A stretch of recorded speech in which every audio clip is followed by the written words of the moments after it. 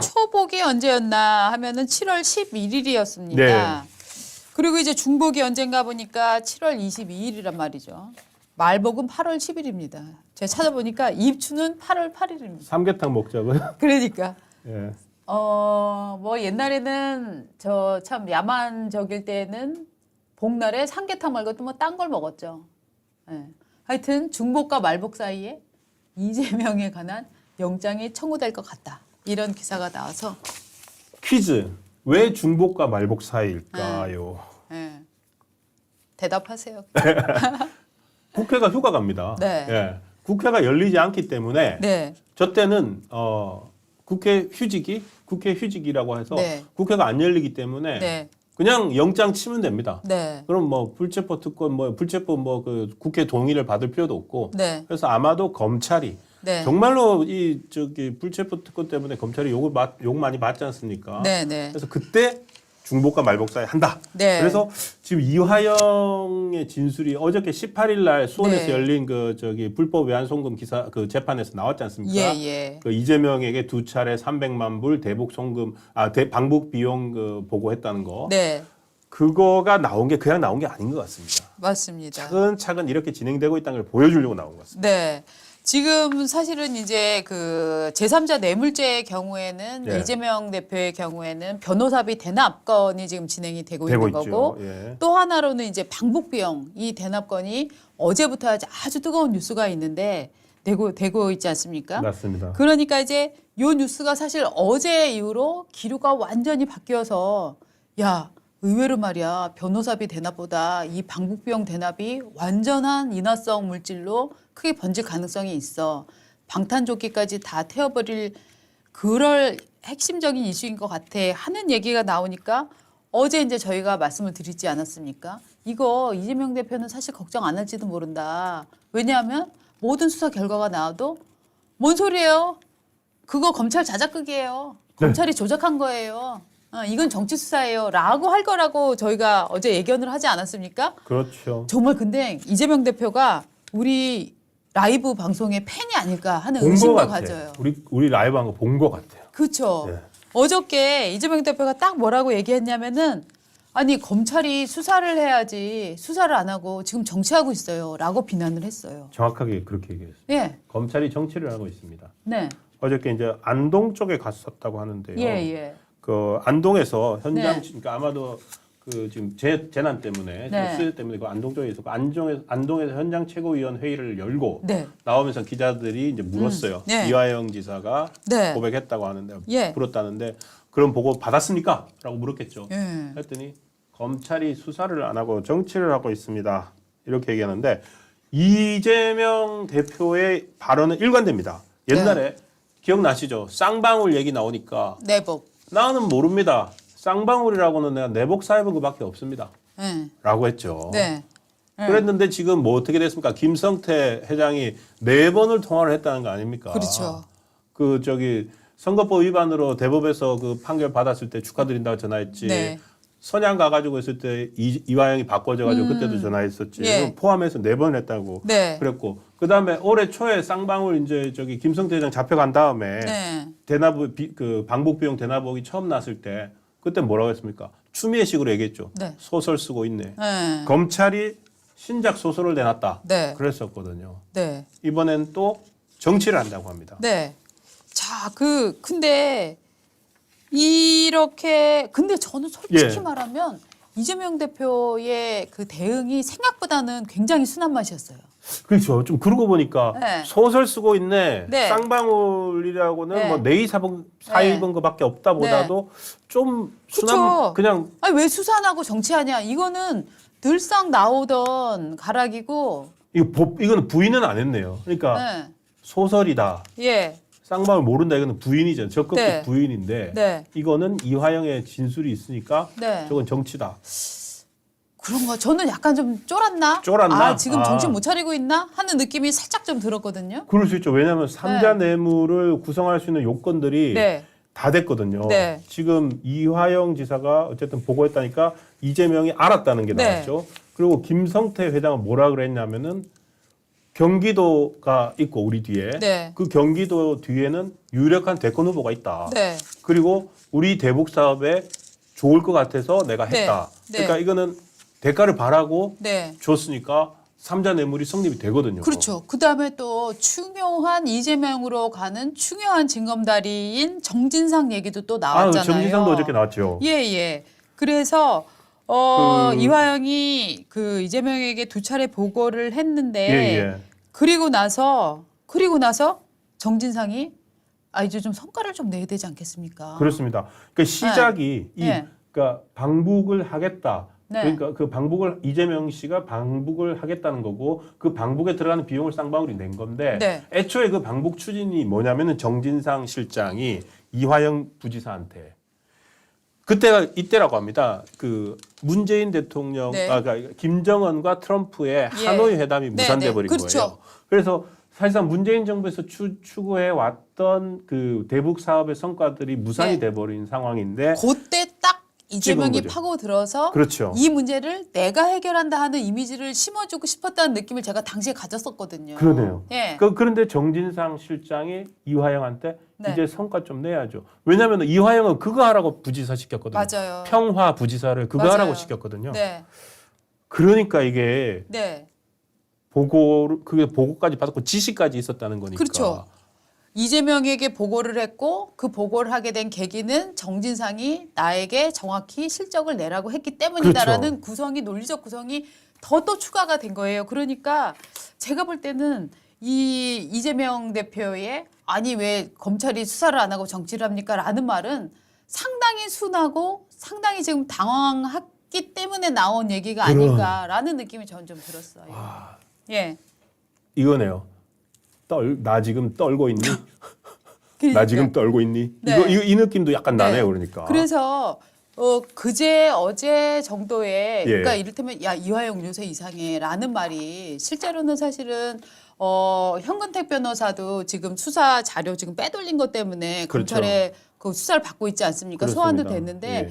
지금 어떻게 보면은 이재명 대표의 경우에는 뭐 대한민국 제1야당의 당 대표이니까 실제로는 여러 군데에서 정보가 들어가고 있을 거고 이화영 이상해라는 말을 사실은 우리가 보도 나오기 전에는 좀 알고 있지 않았을까라고 저는 생각을 하거든요. 그렇습니다. 그러니까 지금 민주당 쪽에서 움직이는 여러 기색들이 있는데 예, 예. 그 기색 중에 하나로 나온 것이 저는 이화영 부인의 탄원서라고 생각을 합니다.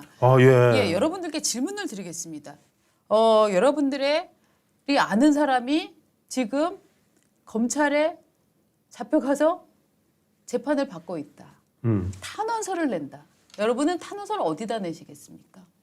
경찰 수사를 받고 있으면 경찰서에 낼 것이고 검찰 수사를 받고 있으면 검찰에 낸다거나 혹은 재판 중이면은 재판부에다가 내야 내지 되겠죠. 않겠습니까? 이거 어디다 냈습니까? 이화영 씨 부인이 특이하게도 탄원서를 민주당에 냈습니다. 민주당이 제출했네요. 이 부인을 한번 보여드릴게요.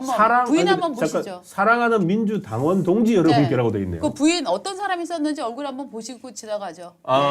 네, 이게 2020년에 이화영 씨가 경기 용인갑에 나왔었죠. 예비 후보로 이제 등록을 하고 나서 여러 군데 활동을 다니지 않습니까?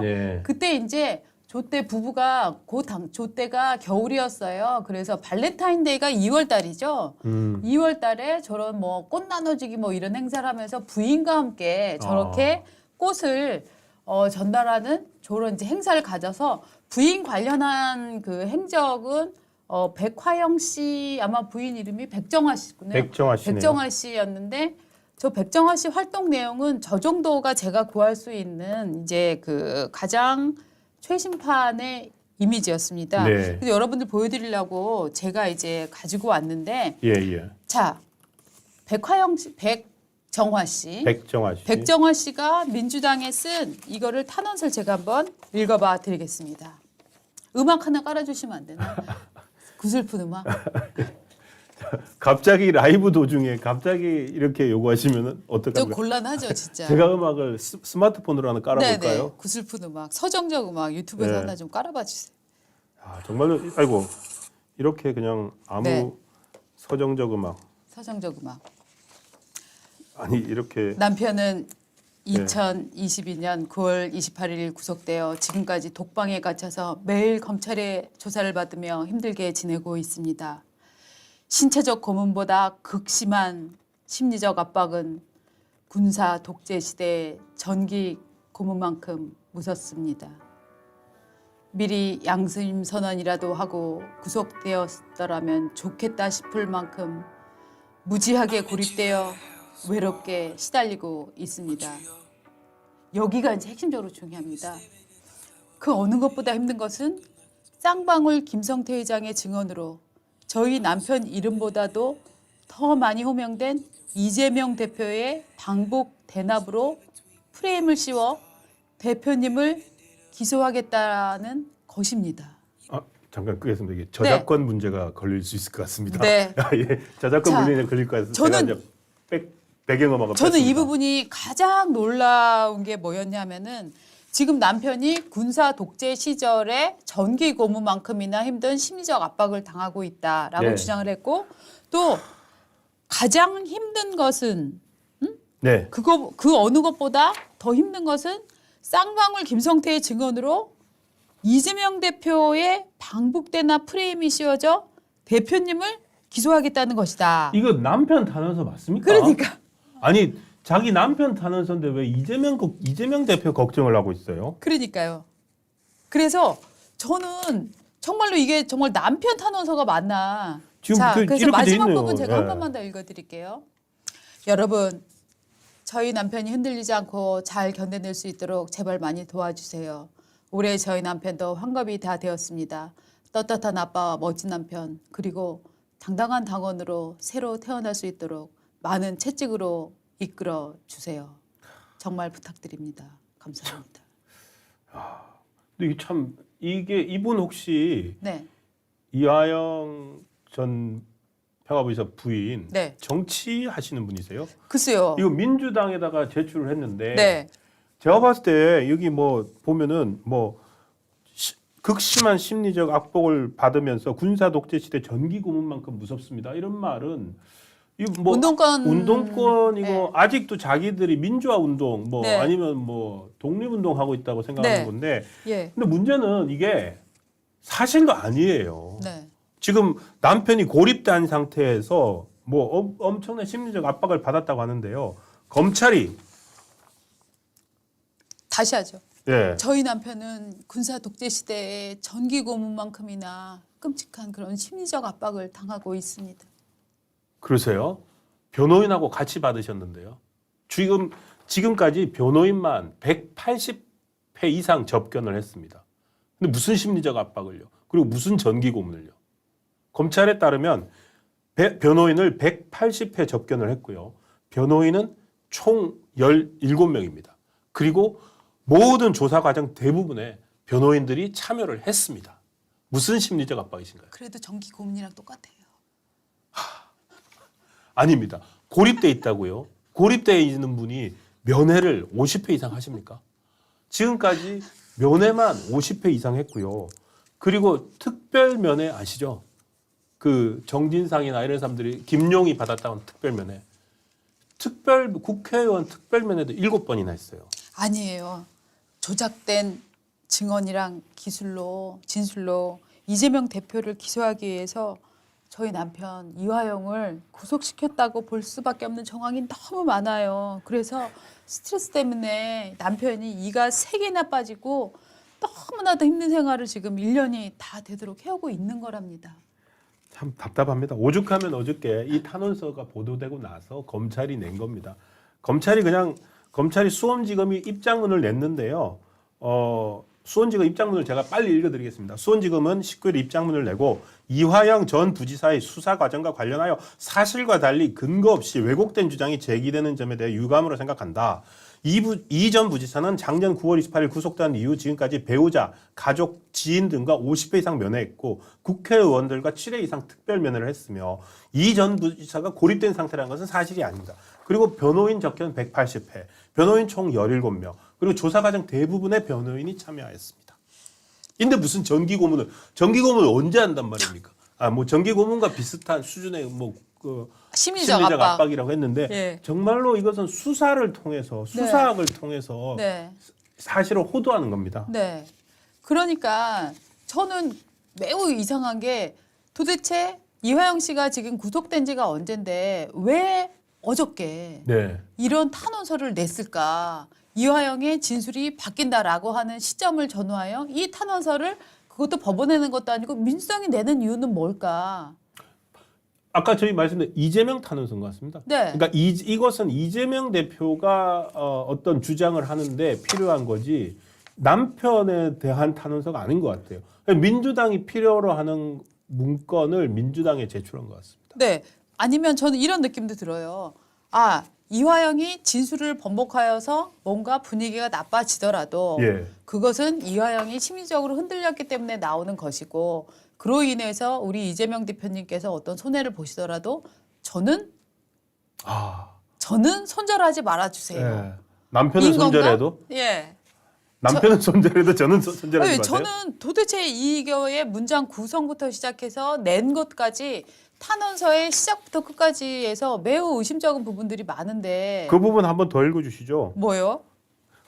제가 읽을게요. 네. 이분 탄원서에서 그 어느 것보다 더 힘든 것은 가장 힘든 것은 남편 뭐 이게 아니라 더 힘든 것은 쌍방울 김성태 장 증언으로 저희 남편 이름보다 더 많이 호명된 남편보다 더 많이 호명된 이재명 대표의 방북 대납 프레임을 세워서 대표님을 기소하겠다는 것이 그 어느 것보다 힘들다고 탄원서에 쓰고 있는데요. 그렇죠.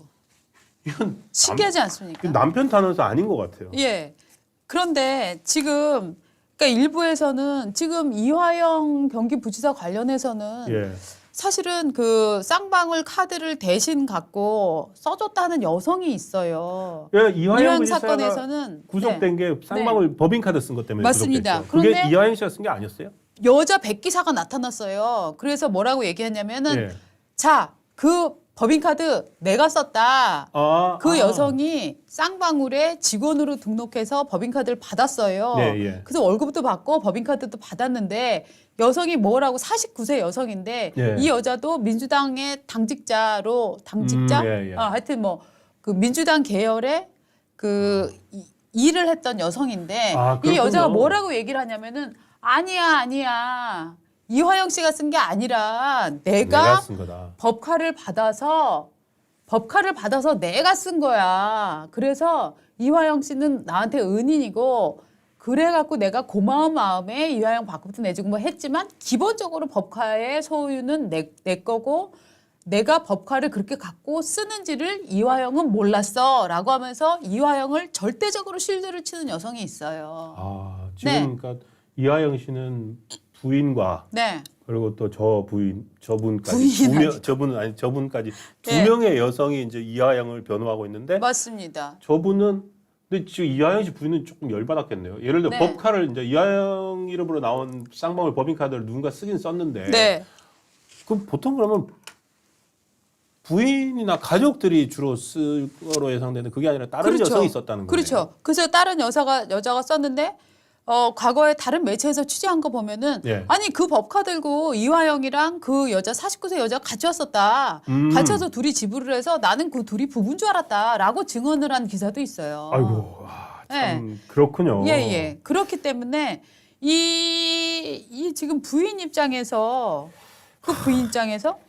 이런 거를 한다. 자, 그랑이랑 꽁치랑님 그 압박은 민주당과 리자이밍 주는 거 아닌가? 맞습니다. 지금 이런 압박을 가장 많이 주고 있는 데는 네. 어떻게 보면 정말 민주당이 아닌가? 저는 이제 그런 생각을 할 수밖에 없는 거죠. 그렇습니다. 참 이게 이제 이렇게 되면은 지금 물론 이제 초복에서 중복에서 말복 사이에 네. 국회 휴직이에요. 국회가 쉴 때 네. 영장이 들어갈 가능성이 있다라고 하는데 네. 만약에 이제 그게 벗어나도 상관없죠. 지금 민주당은 불체포 특권을 공식적으로 포기를 했으니까 그죠? 근데 이제 공식적으로 포기했다. 정말 그게 멍멍멍멍멍 소리인 게 멍멍이 소리인 게 그게 국민들 속이려고 우리는 특권을 포기한다라고 얘기했지만 특권을 포기한다는 거는 어떤 형태가 있어야 됩니까? 1번 무조건적으로 응한다. 2번 그 특권을 포기하는 것을 구조적으로 만들어낸다 하는 게 포기하는 거잖아요. 근데 그러니까요. 지금 민주당은 뭐 의총에서 어떤 식으로 할지는 아니요, 그거는 의원들이 다 개인적으로 알아서 하는 겁니다. 우리는 당론으로 원래 불체포 부결시킬 때도 가결시킬 때도 당론으로 결정된 바가 없기 때문에 무기명 투표로 본인들이 알아서 하는 거예요.라고 지금 얘기하고 있고요.